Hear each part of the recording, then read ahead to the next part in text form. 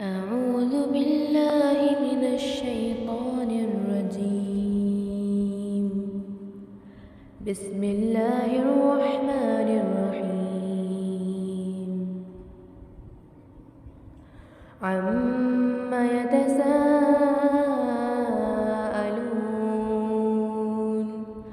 عن النبأ العظيم الذي هم فيه مختلفون. كلا سيعلمون ثم كلا سيعلمون. ألم نجعل الأرض مهادا والجبال أوتادا وخلقناكم أزواجا وجعلنا نومكم سباتا وجعلنا الليل لباسا وجعلنا النهار معاشا وبنينا فوقكم سبعا شدادا وجعلنا سراجا وهاجا وأنزلنا من المعصرات ماء ثجاجا لنخرج به حبا ونباتا وجنات ألفافا. إن يوم الفصل كان ميقاتا يوم ينفخ في الصور فتأتون أفواجا وفتحت السماء فكانت أبوابا وسيرت الجبال فكانت سرابا.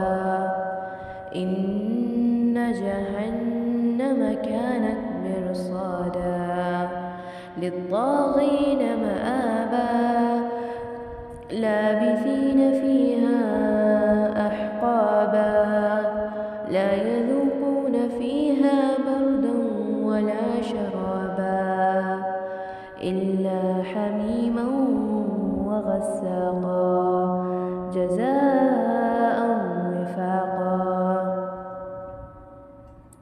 إنهم كانوا لا يرجون حسابا وكذبوا بآياتنا كذابا وكل شيء أحصيناه كتابا فذوقوا فلن نزيدكم إلا عذابا.